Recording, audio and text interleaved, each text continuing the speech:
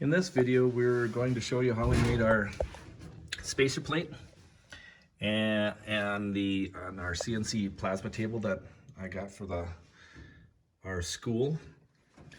And we'll go kind of step by step how we made that, and then how we went and wired up the indicator switch for the shifter. And then we'll show you how we went through how all the shifting mechanism works, and that should finish out this installation of our Lokar shifter indicator. This unit is a Lokar cable operated sensor kit installation, and it goes for all those different transmissions, and it works with this boot. I'm pretty sure there's 3 different types of ones that go across the bottom of the bracket there. Yep. And I just wanted it closest to the driver's side, or I think they even have something that'll be on the dash too. But this is one I figured would be best for me. So it goes all the different gears: park, reverse, neutral, overdrive, drive, 2 in 1. So yeah, and so the boot, I think I got the boot from Lokar also, and the lighting. So I got the boot from Lokar also. There's our line lock for brakes in case I want to be silly and squeal my tires or whatever. Or I guess if I want to be on the drag race and warm them up on the drag. But yeah, I think it's a pretty good deal. So that will be explaining more of the video installation of the kit later in the video. All right, so we have our bracket on here for the selector. It's got a really thick wire on there, and I didn't want to, when we tighten this down, I didn't want to pinch it against my transmission housing cover. So we decided to build a spacer that was about the same size on here. So that's just a template for testing whether we did it right on the plasma table here. And I also have a line lock for my brakes that's on the shifter also. So what we did is we're gonna cut a little gap here so I can run both wires. And it's gonna be about 3/8 of an inch thick. And that'll go underneath here. We have the holes made, as you can see on there. Again, that's just we just cut one out to see how close we were. And we will cut it out on our 3/8 inch steel.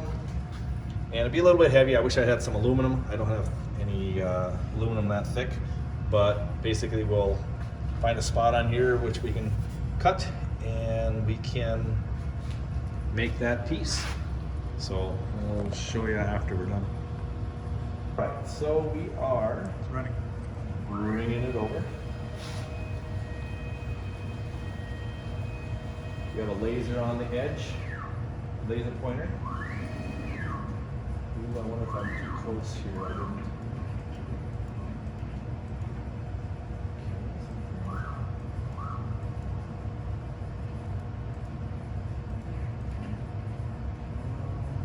Okay, that's where our start point's going to be.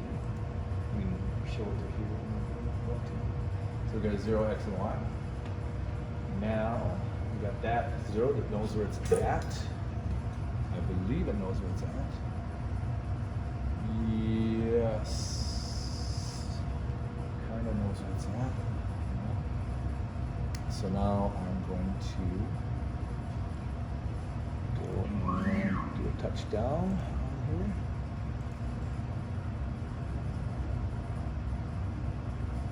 Alright, so it knows it's there at the moment. That's just a few inches over. Yeah, that looks right. Okay, so we got that set. That's correct there. We should be able to feed rate is there. Okay, so we should be good here.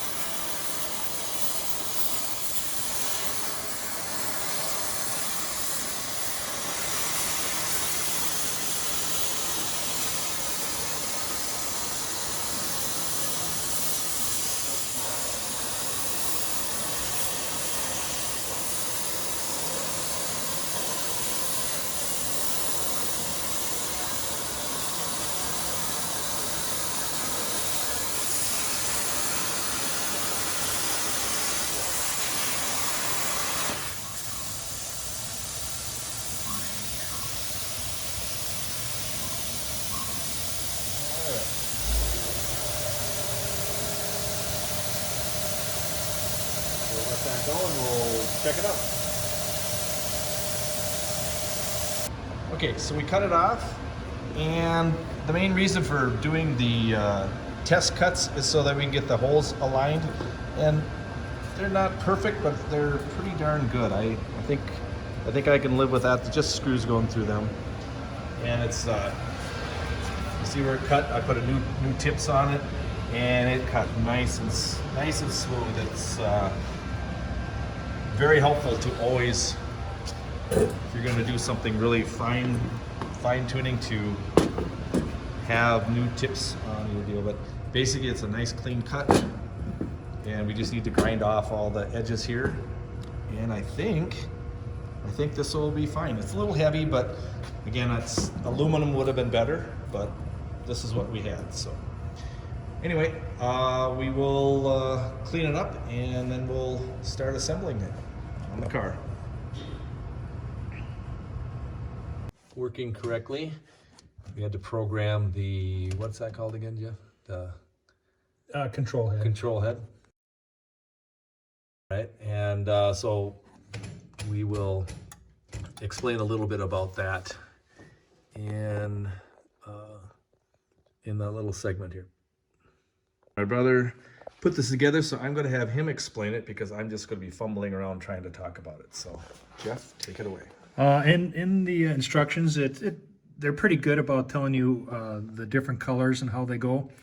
In this case, Joe has a 480E, right? 4L80. Yeah. 4L80E. So there's a little bit difference only because of the overdrive, and that just means that this one is used, the overdrive input or output, I should say, and the other one it wouldn't be used. But the one that got me a little bit here is this power wire from the indicators on the floor here. It needs power because these are all negative grounds, or they're all negative outputs. But when you turn this thing on, it doesn't know anything what's happening. So it gives all the outputs, it closes them all, so it all indicates. So if you were to look at your floor, in this case the floor indicator, all the lights were lit up. And so there's a little switch down here, there's a little white switch here. And that switch will be your friend. Yeah, and you that's how you program it. And if you want, we will go through, and if enough people have an interest in it, we'll make another video exactly how I did it. A step by step. Yep. Exactly. Read your manual if you do not need need a tutorial, but your manual, don't throw your manual away or the schematics, because that is very important, because there's a lot of wording in it. Exactly. And in our case, we will be using the dim. That's for, I'll run a wire here to our indicator lights, so that the actual the floor indicator will get brighter and dimmer with our light switch dimming apparatus Dimming here. on the foot one, right? Well, the dimming, but this is where you dim your lights. You go sideways with it, you bright or not. And oh, I got you. Yeah. And it's not dimming like a headlight dim. right, exactly. Yeah. Yep. And but yeah, there's a 15 amp fuse that goes onto this one. We're not using the backup or the safety. We've got a separate setup from Lokar for both of that. Right, because it's a Lokar shifter as well. Yeah, everything is matched here, and you do not have to have it matched. You can have this control head, and you can have other indicators, and this thing will also control positive outputs. And in the beginning part, when you initially program it, this one came default that way. But in the instructions, it tells you how to switch it over, which is very simple. It's very simple wiring, but you just gotta pay attention to what you're doing and go really methodically slow. But it was a good install. And yeah, so that's the indicator there. And let's see, make sure you got some good connecting up here. What'd you connect up to here, Jeff? Here I put, this is in your case, you got 12 volt all the time, and then this is switched 12 volts. So I went off of this terminal and grabbed that, and then we got the ground goes right to your chassis ground here. So it's all. Yeah, so the glove box really will never ever be a glove box No, again. exactly. It's a wiring Exactly. crazy house, or whatever you want to call Yep. it. So. Yep. Anything else on that? We'll just, these wires are not the way they're going to be. I just wanted to make sure we got everything together, and then I'll make these all nice and tuck them in there and make it look nice. So basically, just to make sure we got it running. So, all right. Well, that's the video for now. And again, if you want to, if you want a little more in-depth explanation on this, we can make another video. But probably if there's several people doing this, and maybe everybody's got it figured out. But so this is the ring and everything we put on there, the spacer, and the wiring goes through the front just like we had thought and hoped that it would. I don't know if I can see the front part here, but anyway, it goes through the piece that we cut, and now that'll go underneath the carpeting when we finally put carpeting in there. And that is the install. So thanks for watching, and I hope this was informative for you. Later.